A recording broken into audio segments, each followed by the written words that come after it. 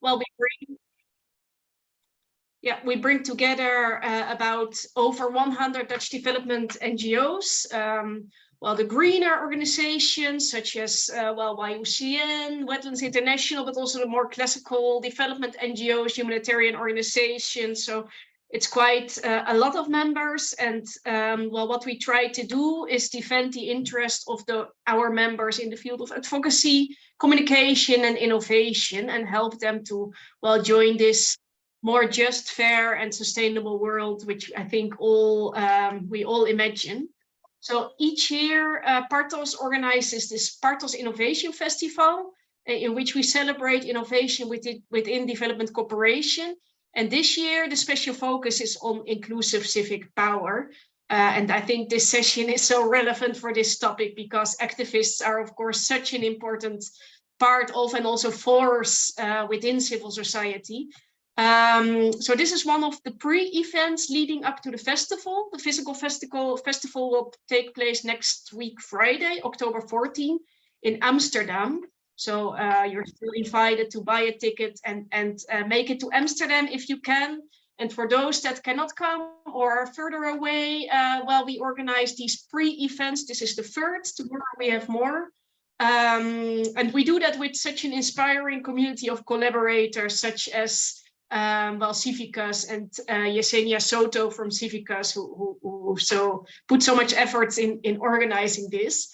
So, well, check out the Partos agenda on our website. If you want to join more online pre-events tomorrow, check out the Partos Innovation Festival page. And yeah, maybe before I give the floor to Yesenia and we start, I should ask if all agree with this session being recorded. It's already being recorded, but we can take people out. I see people nodding. So yes, just send me a message to me or Roxanne from Partos as well, if you don't want to appear in the recording. And that's all for now. So I'm really excited to give the floor then to Yesenia. So thanks again. And well, let's just start. Thank you so much for the introduction and for the invitation, for giving us the space as part of the Partos Festival for this webinar. Oh, we have more people joining. That's great. My name is Yesenia Soto. I work with Civicus, which is a global alliance of civil society organizations, and I work in the civil society resourcing team. And yes, we organize this session that is completely relevant to the work that we have been doing in the last couple of years. I'm going to show my screen. Just 1 second. Okay. Can everyone see my screen? Yes. Yes. Awesome. Thank you. So yes, we have an amazing panel today to discuss a topic that is super important to see, because given that last year we well, before I go to that, I wanna tell everyone that we have, because that's really important, that we have, let's see, are you seeing the presentation mode or are you seeing the, yes? Okay, so what is it not going? Okay, there you go. Before we go to the topic, I want to tell everyone that we have interpretation available into Spanish and French. So if anyone is joining and is not an English speaker, please go to the toolbox, the tool section in the bottom of your screen and choose your preferred language right now before we go we start with the full event. So I was telling you that for Civicus, this is a very, very important topic, because last year we launched a campaign that was co-created with grassroots activists, with an amazing group of grassroots activists from 5 different countries around the world, who consulted with a big group of other activists and communities in their countries. So this is a campaign that really is putting at the forefront the voices and visions and desires and demands of grassroots activists. And this campaign is about how to improve the resourcing realities and situations for grassroots activists, which we know are one of the less supported groups in civil society, even though they're doing an amazing work leading change. And one of the things, that activists told us once and again during this co-creation process was that they face many challenges to access these resources, solidarity, and support from donors at a local level, but also at an international level. And that one of these challenges was the limited connection and equal relationships and partnerships with donors and organizations. And we know, there's a lot to say about that. But related to the topic today is that they say that these relationships and these connections are also challenged by the many negative and even toxic narratives that there are around activism, grassroots activities, the way their activities are portrayed, labeled, and often also stigmatized for the work that they do. And they told us that it's really important to speak about these and to see ways and how we can collectively counter these types of narratives. So just to, the speakers are going to go in detail, about this topic. So I'm not going to say too much, but I wanted to share just 4 of the things that were coming to these, conversations last year.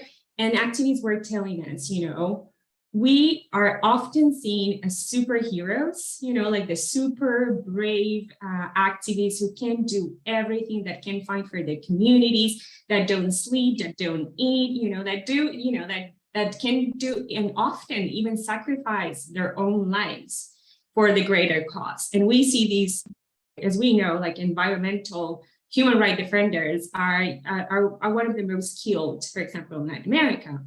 And we see people going to jail, and we see people losing their lives.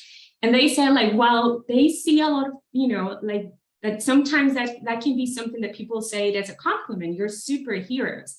They're saying this kind of narrative creates a problem, right? Like they cannot secure decent livelihoods because nobody sees them as workers, which they are, and workers that should have a salary, that should have access to mental health care, etc.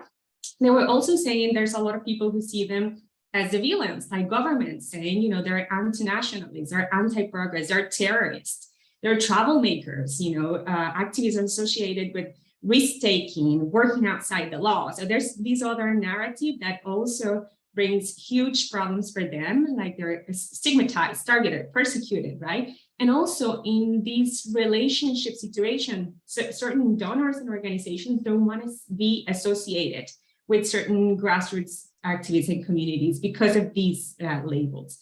And also there's the other part in which they are often seen as victims, right? The grassroots activities, but also the communities are seen as powerless and that they need to be saved. And obviously there is a big problem with that, a disregard for local agency, for local autonomy, visions and agendas. And this has, allowed for problems like this white savior complex that we see often in our sector. And also, very much associated with that label of victimhood, there is those labels that grassroots and local partners are not skilled, they don't have the skills, the expertise, they're not so accountable, they don't, they're not so professional and so prepared. And that causes also a lot of other problems, which go to, there's a disregard for local expertise, there's no equal partnerships, and no resources are going to local activities.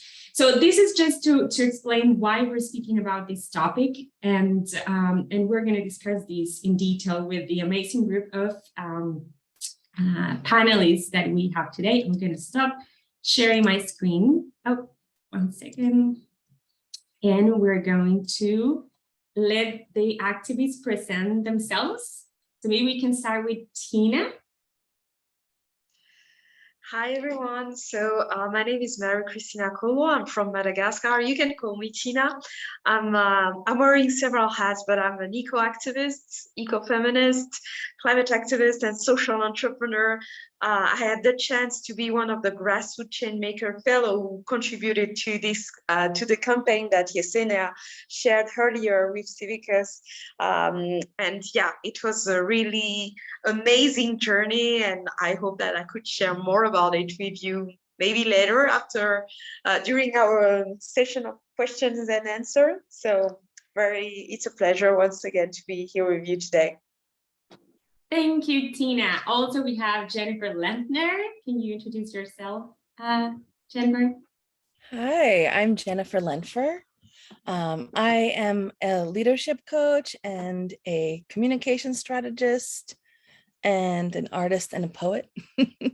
And I joined the development sector as a young, idealistic farm girl. You know, I came from a town of 300 people. And so as I was working and living in Southern Africa, I could imagine what would happen if the outsiders came, right? We would gather, listen to them, and go on with our lives.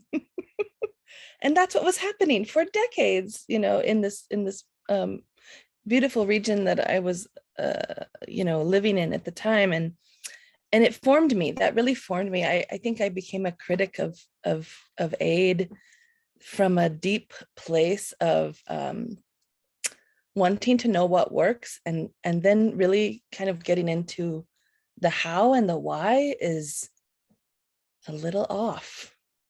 And so that's been the journey, and I'm excited to share my learning about that for the past 20 years with all of you. Thanks for having me. Thanks for joining us, Jennifer. And Sami Kayed, right, Sami? Did I say your name right? Yes.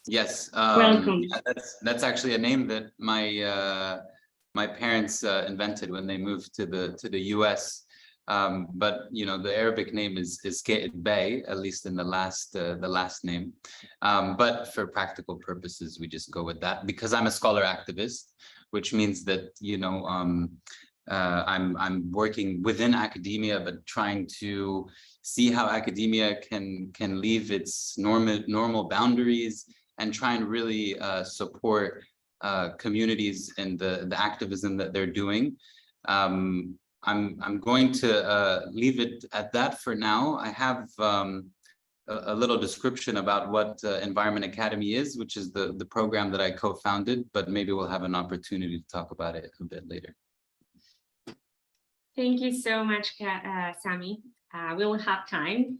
Thanks to all the speakers for joining us. And now we're going to start with the conversation, actually hearing a little bit more about your experience with these type of toxic narratives that we see in the development sector, often linked to local communities, grassroots activists. I already gave you like a little quick, you know, frame of why we're speaking about these, but we would like to hear from each one of you, your experience working with communities, working as an activist, but also Jennifer, who has a lot of experience working in the, you know, in the development sector with the Northern partners, and actually trying also to, you know, seeing what happens, but also trying to challenge these kind of narratives, being an international partner.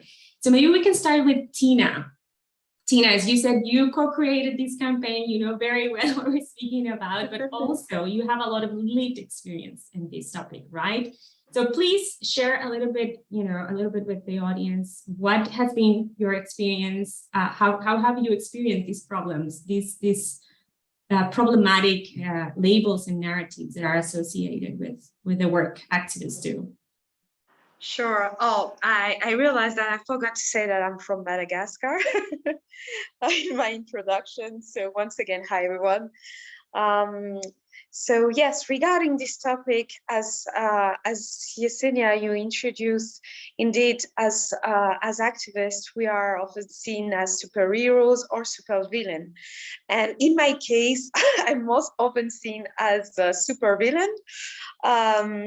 Yeah, I even have this nickname in social media and in some newspaper. I'm called the stubborn girl because they think that activists are just good at complaining, but they do not have real solutions. They are not considered as expert. And I think that it's not only in Madagascar that people used to think like that. Even the media, they consider this way. And for that, I would like to illustrate it with two examples. So Madagascar last year, just before COP26, a lot of people heard about my country because we were sharing it was all over the news, the fact that we were suffering from a famine and drought. More than 1.5 million people were suffering from the drought and from malnutrition. And as a climate change activist, I've been working on this specific issue for many years, and yes, at that time I felt relieved that for once the voices of the community were heard. But then I realized that, most of the media and even the big international NGOs and or the UN, they were just asking for international funds, and they were not valorizing the resilience of the population, what's what the local communities are doing in order to survive. And because the solutions, they do exist, and because of this kind of narrative, because we do not valorize the work of activists, the work of grassroots movement, and the work of the community, the solutions, we have stupid situation that could happen, and I have already shared this story, and this story, Sami, too, that happened to me in this context. There was this German NGO started crowdfunding in order to support the activity of my organization. We were supporting something like 60 women's organizations and communities in their resilience to climate change. And so they started crowdfunding. Thanks to Twitter, they were able to gather something like 10,000 euros in less than 2 weeks. They are very good in communication. We do not have the same, space. I don't know why we try with my movement to do it ourselves, to use a very positive message to show that, hey, look at the population, look at what we are doing here. We are trying to survive. We have a minimum of resources, but we are doing our best. Help us scaling our impact so we can do better. And it didn't work. It didn't work this way. We were only able to get, I think, 200 euros. And these people, they use pictures of, malnourished children, children crying, and these kind of really pitiful pictures. They shared it on social media, and these pictures were not from Madagascar. They used kids from South Sudan and other countries. It was I couldn't believe it. But then, they said, oh, but people won't see the difference, and you don't want to, and you see that this kind of communication will work. And unfortunately, it worked. Instead of our communication, it didn't work. People do not like this kind of narrative showing that, oh, these people, they are doing so much to face this issue. No, they do not like this narrative. They prefer the sad one. And so they got these 10,000 euros. And when and I said, okay, then at least we got the money. We'll be able to help the communities with this and to fund their solutions. But then this organization, they just say, you know what? You're not real expert, actually. We know what you need, and you need water pumps. And we say, no, we don't need water pumps. the communities, each one of them, you know, they develop different solutions. Some thought about climate smart agriculture, and other about renewable energy. Why do you think that you know better than us?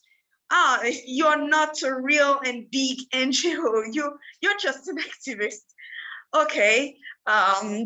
So that time I decided to just refuse the fund and to let them use their money whatever they want. But this how to say it properly, you know, I'm really frustrated by these kind of people who reproduce, like, you know, it's like a form of colonization, a new colonization, thinking that, okay, you are not capable of doing it. We are the saviors, and you are not. And yes, that's unfortunately what we are facing almost every time when we valorize our expertise. And I like to say that as activists, we are not considered as experts. People do not expect me to have some background in project management, but I studied it. I studied it. I used to work for the UN. I used to work for other organizations before, resigning from all these organizations and start my activism, because I thought that it wasn't enough. I was tired of all these top-down solutions not appropriated by the population, and I wanted to amplify the voice of those who are invisible.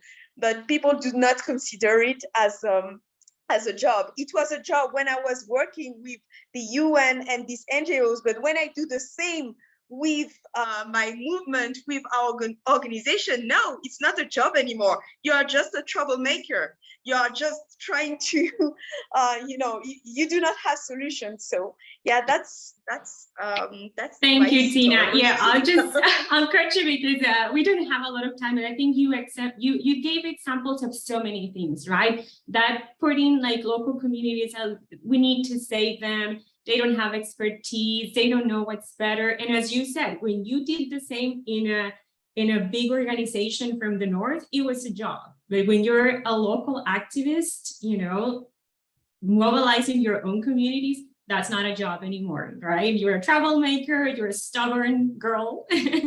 That's, you know, that's right there. So many bad narratives right there. Maybe we can speak now with Sammy, because you also work with communities, and you can give us this perspective and other examples from different communities you work with.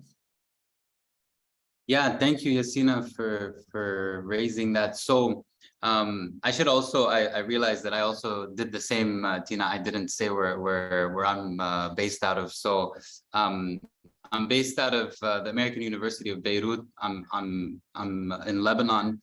And so I'll just give a little bit of context about the situation out here and also kind of what we're doing. So Environment Academy, you know, we call it a movement that we created in 2019. It's a televised, community-born and expert-backed movement. And we're dealing with urgent environmental breakdown. We're dealing with public service failures. We're actively working with 100 community members across 15 communities of place, and with 30 environmental experts. We've had over 700 virtual collaboration workshops to date. And we're really working on numerous breakdowns, like polluted water, no water. Just to give some national context on these issues, over 70% of the residents in Lebanon face critical water shortage. That means in 1 to 2 days, they might be out of water. 98% of our rivers have fecal bacteria contamination. 60% of household water does too. We're also working on issues like open burning and open dumping of solid waste in a country that's smaller than Los Angeles County, but has over 900 open solid waste dumps. We're working also on wildfires.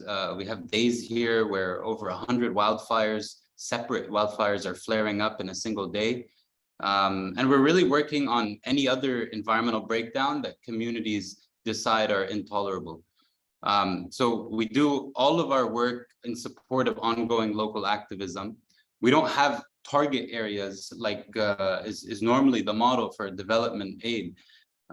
We have these Environment Academy cycles that don't really have an end date, they have a start date, where we invite community members to organize around a local environmental issue, form a team, and then approach us for support.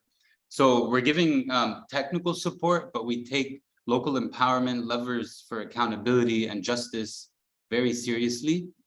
Members of the diaspora that are environmental experts are matched to community teams for over a year of collaboration.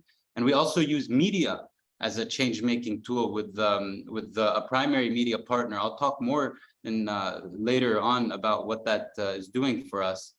And really, all of this is run on a long-term, intensive, and voluntary basis amidst the world's third worst economic meltdown and the world's largest non-nuclear blast that happened 2 years ago, which, of course, takes a toll on people's mental health, morale.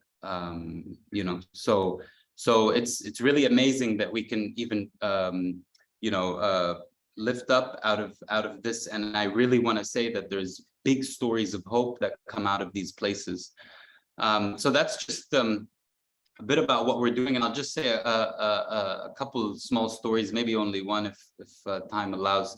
So one of the communities, Harf Beit Hasna, for example, that we're working with in the far north of Lebanon, they are one of the most water scarce areas in the country, resource scarce.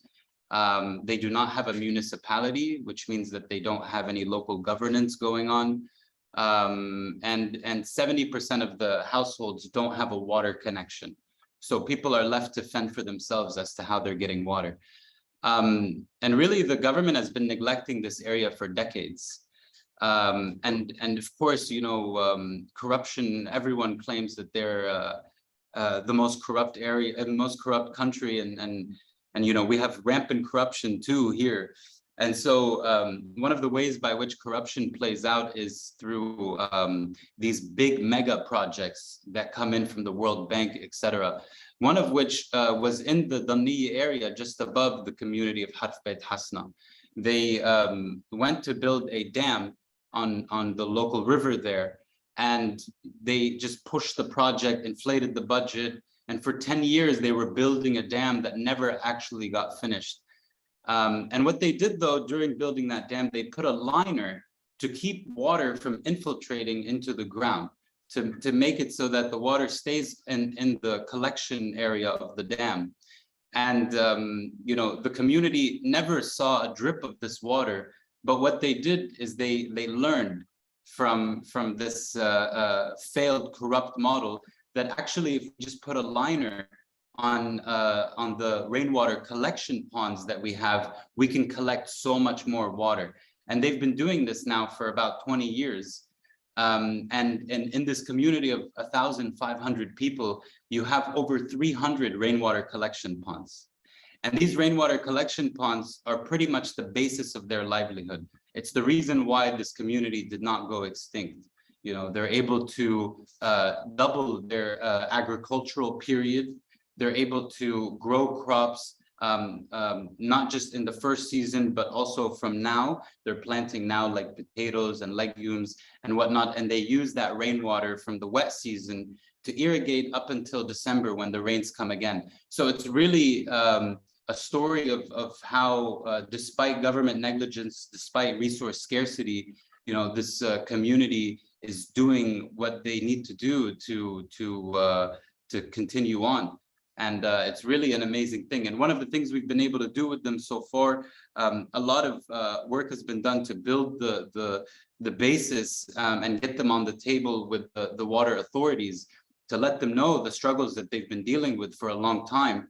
And actually last week, we were able to convince the Associated Press to do a feature on Harf Beit Hasna and the stories of hope that are coming out of there. So this is, you know, one of the ways we're kind of trying to use media to also get their voices heard.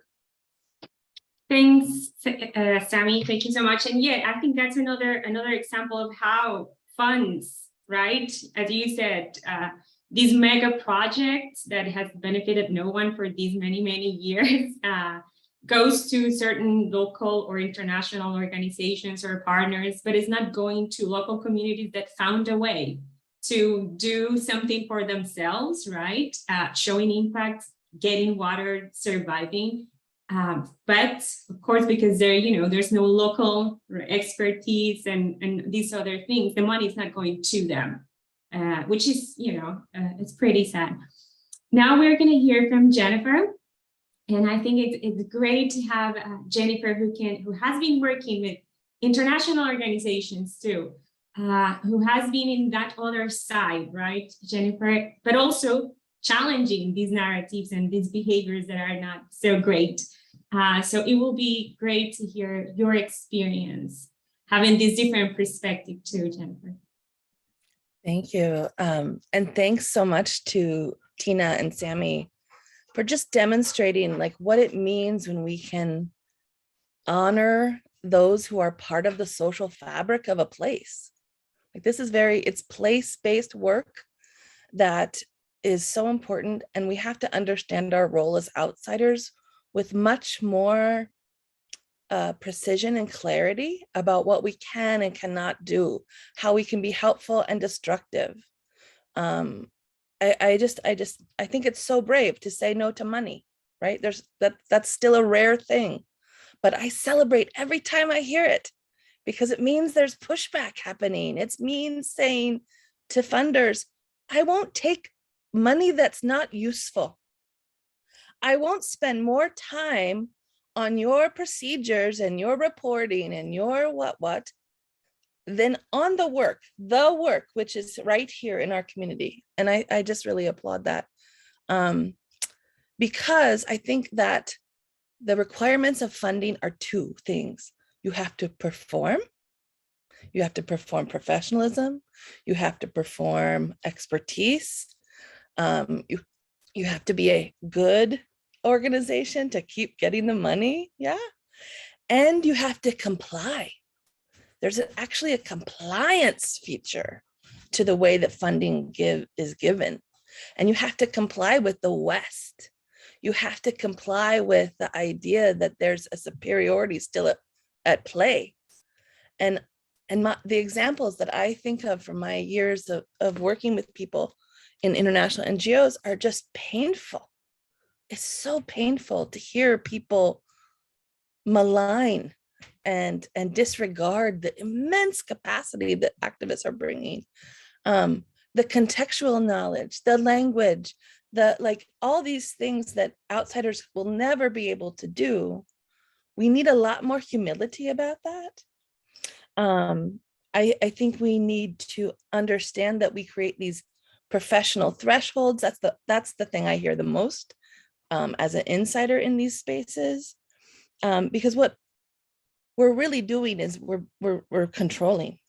There's an aspect of control. That's the neocolonialism that Tina even mentioned. That control mechanism is still existing, and we have so much risk-averse funding mechanism.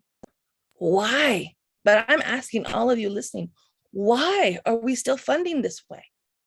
When the problems are so urgent and the problems are so diffuse, and we're still, looking at resource flowing go to only a few. We need to be more democratic, more, decentralized in how we think about money. And it will mean giving up some control. I was talking to a woman at one point. I remember she was from the US, where I'm based, and she was working on getting pain medication in global health, like just finding how hard it was. And anyway, but I said something about that I was working on community care. I came up during the orphans and vulnerable children crisis that was associated with HIV AIDS. And she said to me once, I will never forget it. Well, it doesn't matter because Ethiopians don't care about their children anyway. This is the brutality of the racist underpinnings that are underneath this that have to be named. Do-gooders can do harm. Let's not pretend otherwise. And I think that there's something we've got to jiggle here, which is to decenter ourselves as the force of change. The helpers have been the force for too long. We have helped create these narratives where people use photos of other children from other countries to raise money. Like that, we have to take responsibility that was also part of what the INGO sector made its money on. We also have a responsibility to change these narratives and to have the public start to expect the things that Sammy and Tina are talking about and get excited about funding. That's those sorts of things. That's what I get excited about too. And how to create movements in the global north, in the rich countries, better to say, in rich pockets of countries who are willing to kind of be a part of something so positive and so exciting. That's what I'm curious about these days. Thanks, Jennifer. That was great. Oh, I think there's a lot of us in this audience who work in the, do good inside, right? Doing good side. And we have to challenge ourselves and say, maybe we're not doing good with, a lot of the practices that we have in our organizations. But also, it's sometimes within the same communities. For example, one of the activists, from Mexico that was in the campaign, she was saying, like, in my own community, people think I am a hero, and she was saying, but I'm not. So even we see narratives that are very negative that come from these top organizations, but we also see that in the communities, right? Activists working, for example, in abortion, they can be so stigmatized for doing something. So we see these playing at different levels. But definitely there is a lot of power play that helps these to continue. And I wanted to speak with all of you a little bit more about that. Why are these narratives not changing, right? I think Tina gave a great example that sometimes the poor community, the poor people that needs to be saved, works a lot for raising money, right? Like people like the civilian people is like are moved, right? And they want to donate if they see these kind of things. And maybe they don't respond as well to these other narratives of we are a community that have issues, but we have solutions. And we just need resources, and we need maybe platforms and spaces. We need right partnerships to do it. And people do not respond so well to that. But also we have that for a lot of organizations, and even as Sammy was saying, there's corruption and everything. Those narratives are really good to keep power and resources concentrated, right, in a few hands that are not necessarily local partners in grassroots communities. So I don't know if like you want to speak a little bit to that. Maybe you'll hear it from Marie and Sammy too. Where do you think is the problem? Why are these narratives not changing? Because we've been dragging them, right, for a long time. This is not new, but there's no change. And activists speak about these, right? And they say, like, this has to change, but why is it not changing?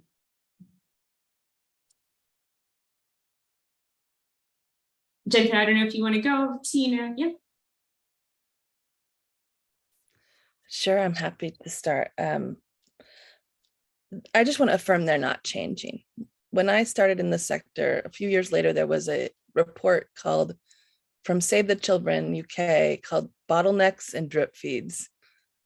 And I just thought, yeah, what's still where we are. I remember I was preparing for this, looking up that, and I think we're at the moment where we have to get practical, right? So the intellectual professionals of our sector who work around the world like to pretend that we can just think our way out of problems and create the best solutions from afar. That's just not true. We have to be humbled by that, and to get really smart about and watch where the money's flowing. That feels like really important, because the money will tell us whether these narratives are continuing or not. It's really coming down to challenging the established ways of moving money. And I just don't think we can rely on these labor intensive big projects anymore. I think it's time to really think about dispersed funding mechanisms, dispersed and democratic funding mechanisms. So that's what I'll say about why these continue and whether they are continuing now. Can we get practical about changing them? Yes, thank you. I don't know, Sammy or Marie, do you want to comment in your context, in your countries? Why do you think this is not changing? I can continue on that. I think in Madagascar, and it may be the case in other countries, when you're a young activist, a woman, but it can be any people from a minority, member of the LGBTI community, you know, when you are not in the norms, you know, people, they like to say, oh, it's nice to call this person for a conference, for, you know, the big international NGO and the UN. They're very happy to call us for sharing and to show, oh, these people are a good example, good inspiration for the youth. But then they are not the first one to help us and support us. We are like a good quota, but not a good quota to support. The reason to that, I'm still trying to understand. Is it because of our culture? Is it because it's more convenient? You know, I've heard many times these organizations saying that, oh, youth, you are not the future, you are the present. But then, you know, they don't even invite the youth on the table in any decision making. They do not have like a youth committee, or you know, they are not really inclusive. It looks like good speech only, and yes, when we talk about gender, they like to have this gender quota, this youth quota, because it sounds nice, but in reality, I don't really see it. And I have I have one example that happened to me personally. You know, for many years I started a youth movement fighting against climate change and valorizing youth initiatives on climate change. It's called the Indian Ocean Climate Network. And for many years, we tried to mobilize the government and this big organization to prove that, hey, see, youth have solutions. But no, they didn't listen to us. As I said, they were just happy to call us for conference. And when we were able to invite members of the government, one of them even slept during our exchange. But this actually changed when and for me it changed at COP25, where that time, you know, we had a minister of environment who didn't want to invite the civil society, and who said that the civil society wasn't useful, especially the local civil society and the activists. And fortunately, I had the chance to be invited as an observer to COP25. It was in Madrid, and I criticized a lot this attitude from the government, from the ministry, but they didn't really appreciate the different content that I shared on social media. I didn't know that my words were so powerful, because when the minister made me, he almost slapped me. He was physically very brutal in public, and he insulted me. He treated me like, you know, I was a kid, saying that, oh, he said things like, young people today, activists today, you don't know how to behave properly. This is not our culture. In our culture, a young woman like you're supposed to be quiet. So yes, he threatened me. And you know, in my culture, in this time, you have to respect elders. You can't respond to them. I did my best to control myself. I was about to cry, but I got a lot of support from other feminists that time. And few hours later, I decided that I should do something back. So I wrote an open letter to the president of the Republic of Madagascar and to my government to just to complain about this kind of attitude from, you know, the government, but not only from the government, from these big institutions that are, you know, very happy to say that, oh, you are good, actually, you play such a big role, but then in reality they don't accept us, they don't value our work and our expertise. And I didn't expect this letter to be so powerful because it was shared all over the media. And a few weeks later, this minister, he had to resign, and he had to say sorry to me, but he didn't say it. And you know, after that, so many big international NGOs and the UN start to invite me. This time, their attitudes changed a bit. It wasn't, I was a troublemaker, but actually I was a troublemaker with solutions, because in my letter, I shared some solutions that we have as youth, our what were our main messages. That's how I got some kind of legitimacy, and yeah, I'd say that, you know, once you are able, you know, to to fight back and to make people realize that, oh, this is not only speech. In reality, it can have real impact. In the reality, when the youth are really able to speak and to raise their voice, it can bring also a positive change. Because after this, thanks to all this accident in the Ministry of Environment, they create a specific office dedicated to international cooperation with youth and climate change. And yes, they did things like that, and it was all thanks to this. So yeah, we also have positive side, and it's possible. How to fight hard. Yeah. Someone in the chat box added a couple of words, performative wokeness. And I think that that's something that we are definitely seeing a lot, because as Tina, you said, you know, sometimes they want to have you for the conference. They include you, their voices, right? Their voices. So it looks, right, like for the postcard, you see the local partner, you see, you know, but in reality, you're still not the expert, you're still disrespectful if you raise your voice.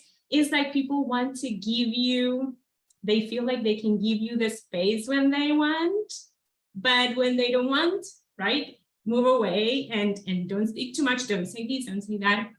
And also performative, because yeah, for the annual reports, for the conference, but the funding, as Jennifer was saying, the funding, the resources, the decision making, in spaces, the activists being in the local communities, being in the places of power, that's still not happening. So it's, I think those words really resonated with me. Sammy, do you want to share anything about, like, why is it not changing, or how can we change this? Yeah, I'd love to. And I just want to kind of just say solidarity with everything that you're doing, Tina. I mean, it's so hard, but it's also some of the, and you know, some of the most fulfilling experiences that I've had in our small ways when we've been able to kind of really resist like that. So just thank you so much for sharing all of your moving stories. And Jennifer, I couldn't agree more with what you're saying as the critiques of what we're living under with these development aid models. I mean, like Lebanon is really so inflated with NGOs and foreign aid money coming in, because the government is really just not delivering on so much, whether it's water or energy or whatnot. So So kind of like you've created an industry, right? This NGO industry that is just so prolific in producing these projects that are really not necessarily doing much besides reporting back, but reporting in compliant and good ways and whatnot. So it's just crazy to see. And the damage of all this is really unbelievable. Like it really is difficult to wrap my head around some of the things that we've seen, you know, with like the cash for work programs and how, you know, people are just being paid sometimes for political gains. You know, an Italian NGO that came in that's giving a fund thinks that they're helping people out of poverty while the municipality is essentially buying certain people in the area out by choosing them to be part of the cash for work program and not others. And really this kind of culture of let's not really deal with the issue. And I'm speaking here in how I imagine a lot of the powerful players are acting, because really solving this issue is actually keeping future money from coming in, you know? So it's about making an attempt, another failed attempt at solving the issue. What can we do? Please give us another $100 million as the state, you know, and whatnot. So yeah, I mean, it's really hard to then work with all of those damages that you feel. You know, what we're doing also is sometimes when a project gets announced to the broader community, right? Like we're going live on TV and the community team is on TV, letting everyone know that we're going to be doing this and whatnot.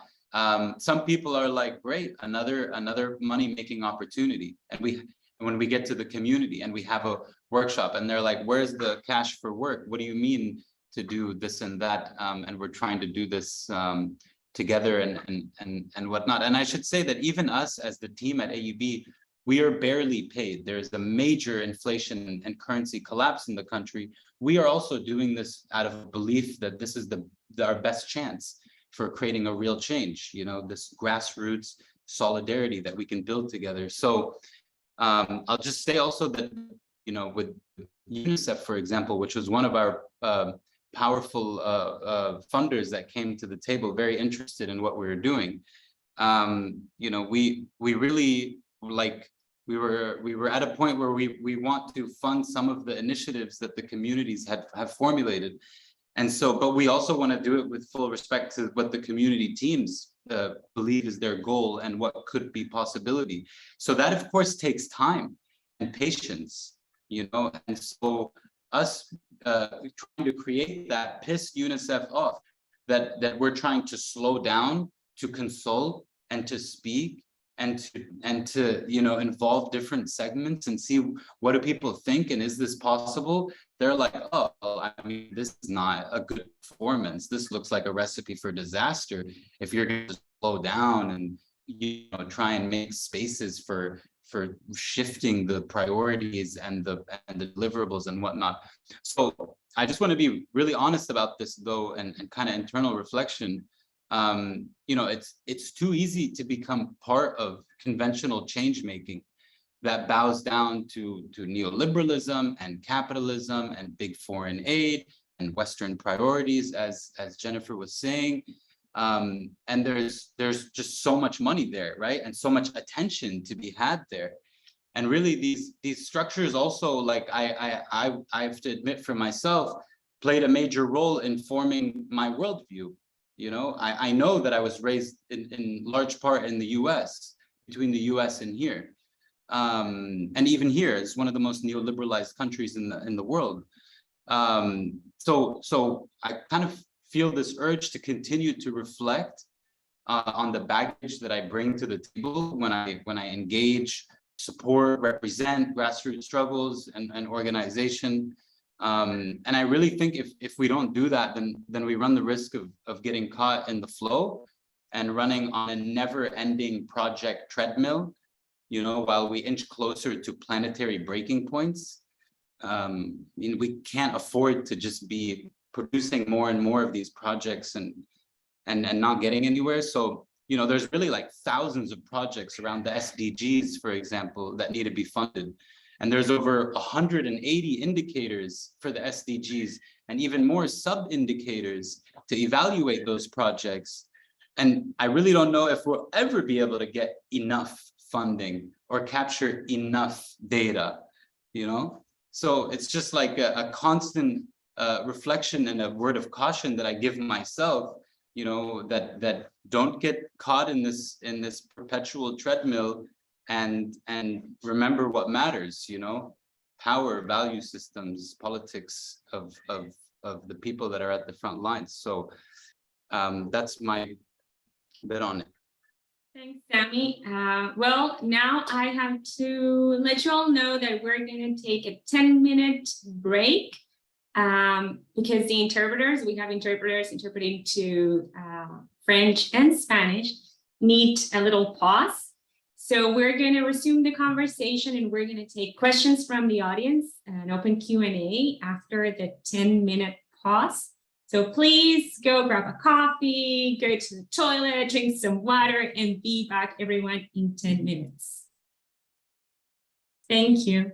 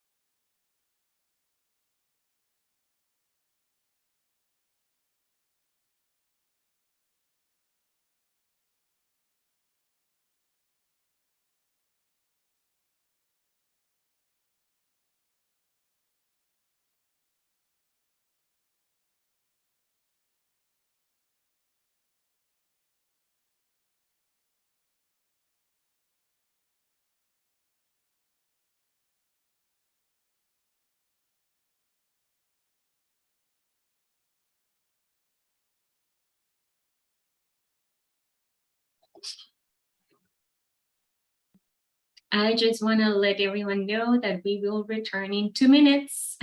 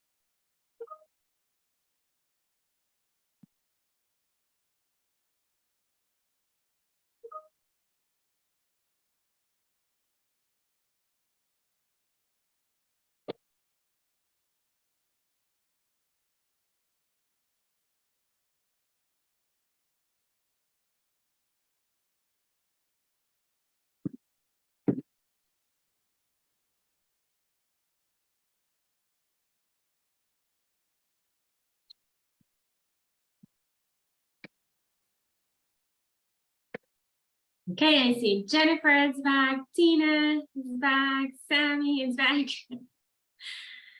I think that Roxanne is here. I think the interpreters are also ready.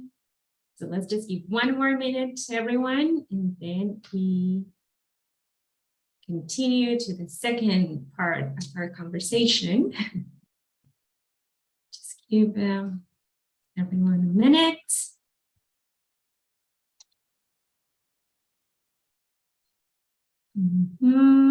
And okay, I guess we can start. Yep, so our interpreters are ready. I think we can resume now. I want to see if we have questions from the audience to do an open Q&A session. But before we go to that, I wanted to ask the speakers, if you have, we have discussed, how these, I guess, invalidating local power, invalidating the work of and the autonomy and the agency of local communities, the work of activists that sometimes have to go, against power structures that are not only international, but also national, right? Local actors. But invalidating all these and creating these negative narratives around their work helps concentrate, right? Power, it helps concentrate resources, allows for corruption, allows for many things. But I wanted to speak a little bit to a positive side, if there's if there is anything positive happening. Have you seen positive examples of how these narratives are effectively being changed? And it can be from the communities themselves saying, like, we are going to change this narrative around us, activists, fighting them and successfully, like Tina showed that example of saying, no, this is not right. And, but also maybe even partners who come, this maybe even international actors that have supported local communities, local groups and activities, and are changing themselves the way they use, these narratives. So if you have a positive example, a positive story, I think it will be great, because I think a lot of us working in our organizations, we might see like, oh, I do that. I've done that, that's something that maybe, unintentionally, I do replicate these narratives. How do I change, or how do I motivate change in my organization or in my group. Or so I guess positive stories will be very helpful. I don't know if somebody wants to share briefly a positive story, and then we can go to open Q&A. Who wants to speak? Jennifer, Sammy, raise your hands. I have one. Go ahead, Tina. Okay.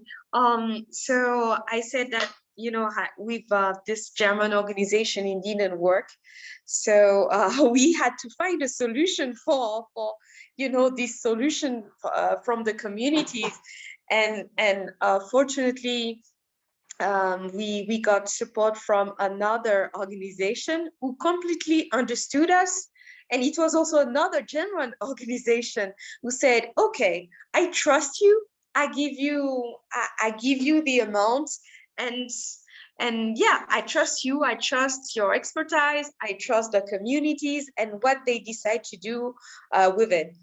And thanks to that, we were able to start what we call the Up Fund. It's a fund that helps leveling community solutions, and it's actually one direct inspiration from the grassroots revolution campaign, because we wanted to be closer to the community and to the communities and their solutions compared to big international organizations and other donors. And when I say closer, for example, we didn't ask to the community to fill like 10 pages of proposal and budget, etc. No, we did everything simple. Even for their reports, some of them, they do not know how to read or how to write. So we used our cell phone, so they record their reports with their cell phone, and we are the one making the efforts to go to the ground and discussing with them in order to really understand their challenges and what they are doing. And it's another kind of relationship. We do not consider ourselves as donors this time, even if we provide them this small amount of money. We divide it into a really small grant of 1,000 euros per grant. But this we try to prove that with a small amount you can have a lot of impact, and you can and fortunately so things are going well, and the GIZ really like our approach, and yeah, it's a really big entity, and they say, oh, we like how you do it. Are you able to do the same but with much more communities if we give you more funds, more than 10,000? And we were like, oh, okay, that's nice. So now we are preparing for 2023, and we'll try to do it not with 10 communities, but now with more than 50. And yeah, that's our success story, and we are very glad that this big corporation entity found that, oh, actually what you're doing is great, even if you don't fill all these papers. At least we have the impact, we have the results, and it's possible. Thank you, Tina. That is a great example, and I think we need to interview that donor, and then they can tell us how they did the work to change that mindset and to be open and to acknowledge local expertise, local power, and also be open to new ways of working, right, and to new solutions. Jennifer, I think you wanted also to share something. Sure. I'm going to put a lot of videos in the chat. Don't watch them till we're done here. But keep going and get inspired after this panel.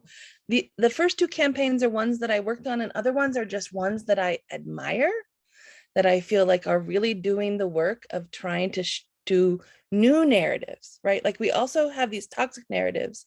What are the new narratives about building collective power and taking action across borders together? Like, how do we explain that is something that I like to play with and dream about and create. So they're all there. Get excited. 1,000 Currents is the last funder I worked for. And I'll tell you, one of our practices is that the final report question is one question. It says, what do you want to tell us about your grant? What do you want to tell us? Just putting that out there as a possibility. Thank you. Thank you, Jennifer. No, that's great. Yeah, like just trust people who know what they're doing and what they need to say. Sammy. Yeah, I just want to thank Jennifer also, because before our talks in the email exchange, she shared some of those resources with us, and they're so rich. So I only scratched the surface with them, Jennifer, but I'm looking forward to checking them out even more. But yeah, I want to give a story, but maybe before I do, just to kind of say a little comment beforehand. I mean, I think that we counter these narratives by simply continuing to do more of what everyone on this panel and the organizers of this panel, Civicus and Partos, are doing. Yeah, in our case, I think it's actually great that some of the grassroots activists that we're working with are not so institutionalized and familiar with typical foreign aid or development models. I mean, after all, as you were saying, Yassina, conventional development actors and models are the other side of the same coin that got us into this collapsing exploitative mess. So, you know, just kind of repeating what Jennifer was saying, we need new places and perspectives to imagine from. I believe, you know, real transformational change that honestly includes justice will come from local communities and deep collaborations at the grassroots. So it's really the most genuine and humanized place that we can work from, you know. So I think it's also important that we continue making the case for why power holders and Western states need the perspectives and narratives of people on the front lines more than the front lines need their aid money, you know. And I think that that's something that we're all doing here right now. So I'll say also the story of Balishme. You know, they are one of the communities we're working with on providing water. They get only 10% of the water that they actually need. So it's, you know, a big water shortage going on there. And what they've been working to do is bring forward like a solar pumping system, so for them to be able to get water from their well, because there's no energy, no money to finance the pumping of that well. So they started, you know, and they had the brilliance, and this goes back to that point that we were saying, that we as traditional disciplinary experts are sometimes, our knowledge is irrelevant for real change making. They are really the experts on the local context, the experts on what is going to matter for their community, and we have to trust that's going to be the case, you know. And so they had the brilliance of bringing together two families that hate each other, two different politics that have armed conflict that have happened between each other, that both exist in the community. And Marwa, she had the brilliance of going ahead and you know, inviting people from the other family in the community that might be open to doing a collaboration for the sake of everyone, right? To get water for the houses. And so it started that way, but the head of municipality is from the other party than what Marwa is. And so when we tried to later on engage with the municipality and bring them in, they kept flaking and kept not meeting with us and kept saying, you know, different excuses for why they can't meet. And so it was extremely hard for us to lift back up, because we know we need to work with them, but we kept going. And actually, again, it was it's not just innovation per se, it's sometimes grit, that they have the grit, they have the perseverance to keep going, you know, and they lifted our motivation back up, and we kept trying and we kept reminding about the issue. And eventually we had a meeting with that head of municipality, and we went from him pretty much saying, I could care less if that part of the village drinks sewage water, to starting to work with us and to getting together a massive portfolio of documents from the municipality in order for us to be approved for a funding that we're applying with one of the local embassies here. You know, so it's a story of how putting our faith in what these grassroots activists are doing actually comes around and brings about what the common goal is. You know, if it's really about empowerment and if it's really about justice and transformation. So just a you know, a little story on that. Thanks, Sammy, and thank you all for the positive stories, because I think we need them for inspiration. We don't have too much time left, but if we have 2 questions maybe from the audience, you can drop them in the chat, or you can just raise your hand and speak. If anyone wants to ask a question to our speakers. There is a comment from Alex. No, it's not a question. Anyone has any questions?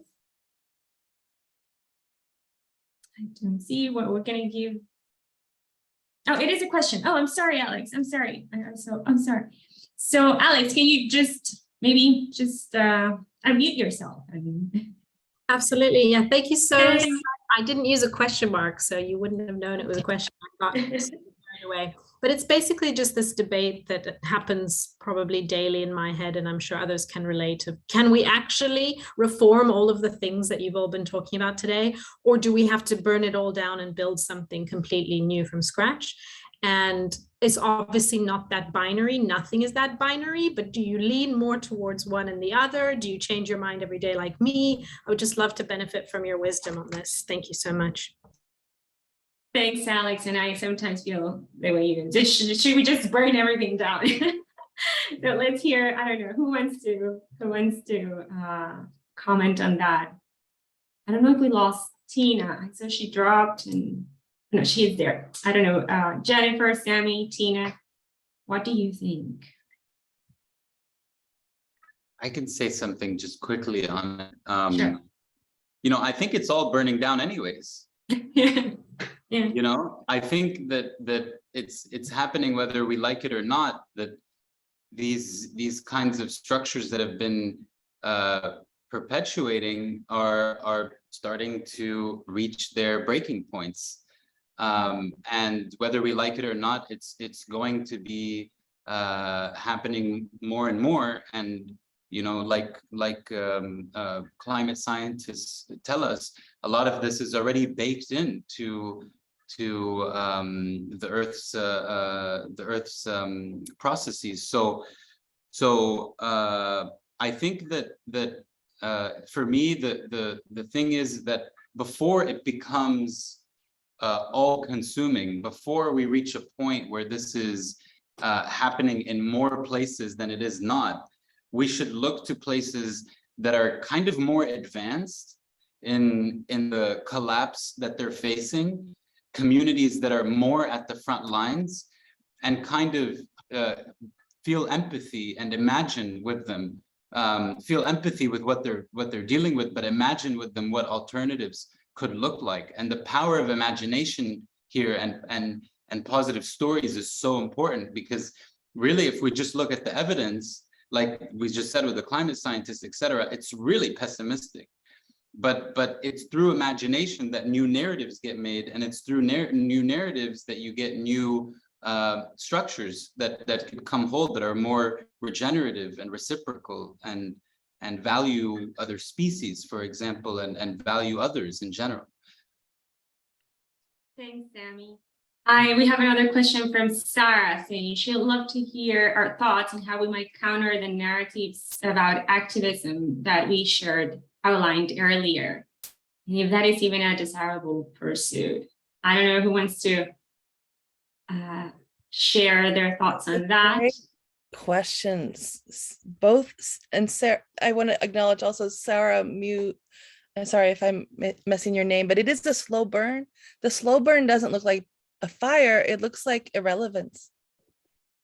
It looks like empty buildings, right? It looks like narrowing scopes. And I think that we have to understand that activism by its very nature is about pushing against the status quo. So if someone has given you the label of activist, it means you are disrupting what they expect to the dominant culture, the power structures to be continuing. And so for me, the question is, how do I relate to that? What are the boundaries I push?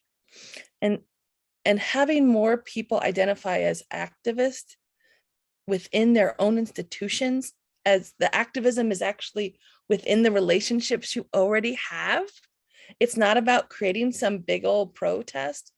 Also, we love protest, but activism has been marginalized in our narratives in our own countries because those are the people who are making the problems, right? So that's like wherever you go, activists are facing that.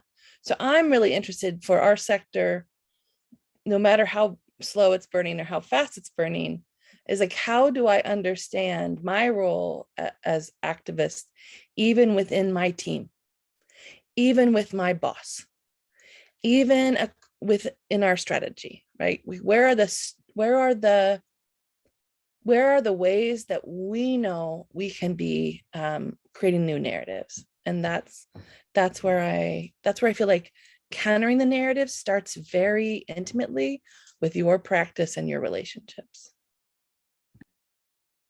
Beautifully said, Jennifer. I think that's something also that the activists when we were co-creating the campaign last year, they were saying that people, donors, INGO workers, NGO workers, big organization work, everyone has to identify as an activist, because if you are supporting some cause, if you're doing a development or a humanitarian project, or you are working for a cause, and you should see yourself also as an activist, and not only put these activists that might be on, closer to the community or going on the streets, taking risks, right? Not doing so much that activism, in a more office space like a lot of us do.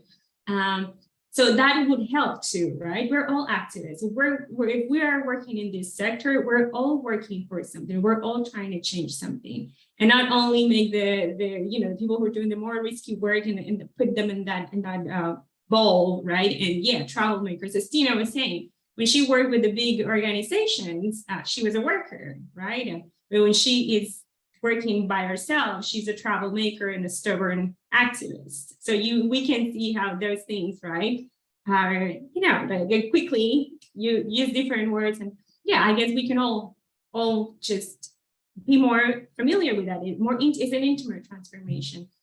We're coming closer to the end of this conversation. Let's see. Yeah. Well, I'm not going to take any more questions because we have only 2 minutes to close the webinar. I want to thank everybody for your wonderful contributions, for your time. The speakers, I don't know if you want to share a closing statement of 30 seconds. Sami, Tina, and Jennifer, before we go. Just a closing remark. Jennifer, you're saying you're nodding, so you can start. I'm going to invite you all to develop your skills, to build your own capacity, to think really carefully about power, and to think about how you're going to let your partners evaluate you. Great. Sami.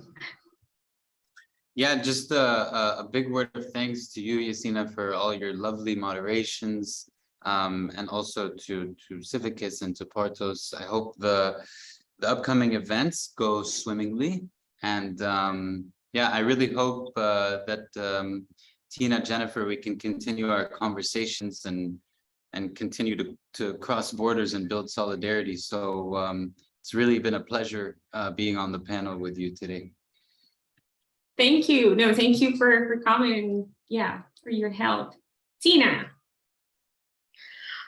Big thanks to Civicus, of course, to Yesenia, and for this opportunity to share to share with you all today, to be able to share my frustrations, but also these positive stories that happened to me. I hope that you remember the positive side. And last but not the least, COP27 is near. And as a climate activist, I like to highlight this big international event, and of course the role of activists during this event and activists from the global south. Since I know that most of the activists that people know are from the north. I won't share the name of Greta, but we have other activists in climate change around the world. Please consider and listen to our fight and our solutions. And we do it in different ways. We have different contexts, but we try to prove solidarity and we amplify the voice of our communities. So I hope that you also amplify our voices, and you'll share more about what we are facing regarding this issue. Thank you. Thank you, Tina. And that is a great way to close this webinar, with an invitation to all of us who might be in that space to provide visibility, to amplify voices, to change the narratives, but not with the narrative that we want to create about people, right? Not use our local partners as postcards and poster kids, right? The poster child for something. No, if you're gonna give room, right, to amplifying these voices and creating new narratives, you have to speak with these activists, see what they want to say, how they want to say it, and offer a space, offer a platform, offer, because I think that visibility and that power, as Tina said, like when she tried to do fundraising by herself and her organization, they didn't raise a lot of money. Big NGOs often can do. Like, we're really good at doing marketing and certain things, maybe not in the best way. So how about we use that power and visibility to, put people in these platforms to say what they need to say, the way they need to say it, and let's try to do less of changing and editing these narratives to our favor. So yeah, I think it's an invitation to, there's many great activists that are doing amazing work in other countries. And I think a lot of us work with these activists in these communities. So let's try to put them in the front of our platforms and in our spaces. And of course, if we have resources to share, also, that's part of changing narratives. It's changing the power and the resources. So, well, 2 minutes, we're 2 minutes late. Thank you so much to the amazing speakers for their contributions, their time, to Partos for this space within their festival. We also wish you the best next week and with the online event today and tomorrow. And thanks to all the participants for coming and staying with us. Yes, and in this amazing conversation, we will share the recording later in case you need to review these or share with other people who might need to hear about this. Thank you so much, and have a wonderful afternoon or morning or evening, wherever you are. Thank you. Thanks as well on behalf of Partos. Bye-bye. See you. Thank you all. Bye-bye.